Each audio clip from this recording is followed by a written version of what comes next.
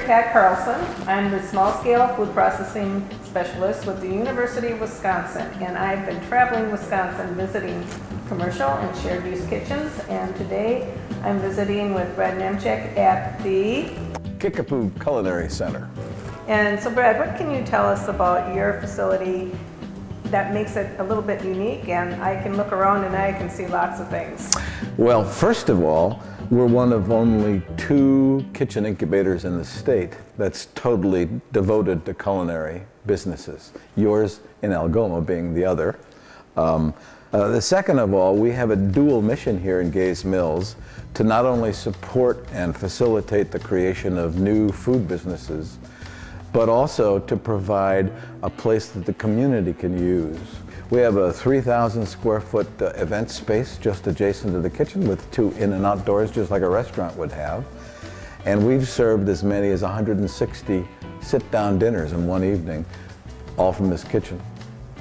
So some of the work done in this kitchen is licensed processing of products destined for retail shelves, and others are efforts to cater local parties. So tell us a little bit about the kitchen itself and the equipment and the spaces within this processing area. So we have 2,400 square feet. We have 5 hand washing sinks, and as you know, that is a signal to how many work areas we have in the kitchen.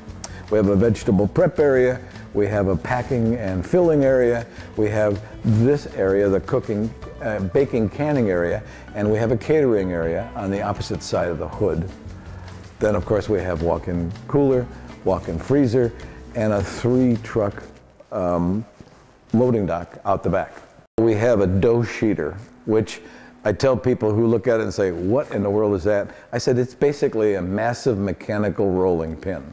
It automates the whole process of taking a lump of dough and reducing it down to a sheet of dough of the thickness that you want.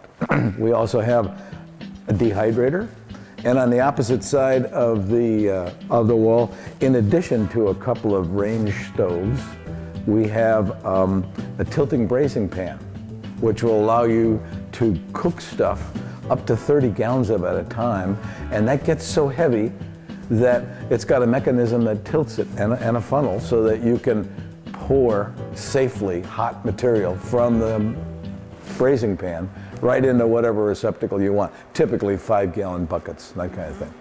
Right, and so you do have small equipment here too that's available for people to use or businesses. We have a RoboCoop, a food processor.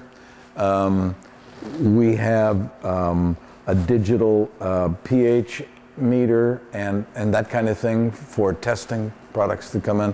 So there's a lot of little stuff that one tends to forget, like 100 baking pans. Great. And 3 or 4 rolling racks to roll them around in, and 2 smaller carts. I counsel everybody, don't carry anything anymore. It's bad on the back. Use a cart. And so we have these things rolling around all the time. And when someone comes in here, is there an expectation of how long they have to stay, or do they rent it by the hour? Do they rent it by the week, the month?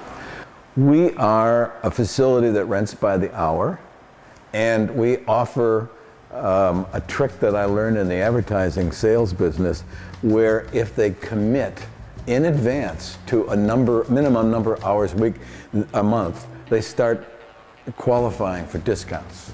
And that's very attractive to most people. But we start fairly low anyway. Our open rate, so to speak, is $14 an hour.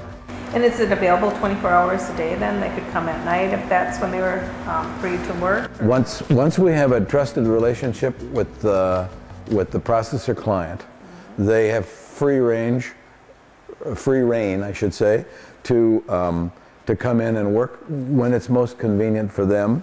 And they log in and they log out. How does someone contact you if they're sitting out there with an idea that they want to either process their own product, or they want to talk to you about custom packing for them, or just to come in and take a tour? How do they reach you? First, 2 ways in the main. First of all, we have a website, and it's kickapooculinary.org, because we're a nonprofit. And secondly, they can call me on the telephone And it's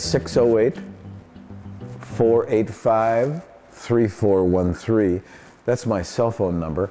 Or if you can't remember that, you can always call the Village of Gays Mills, and I'm on the switchboard. And lastly, you can email me, make Brad Nimchuk one word, and add @gmail.com. You've got my email address.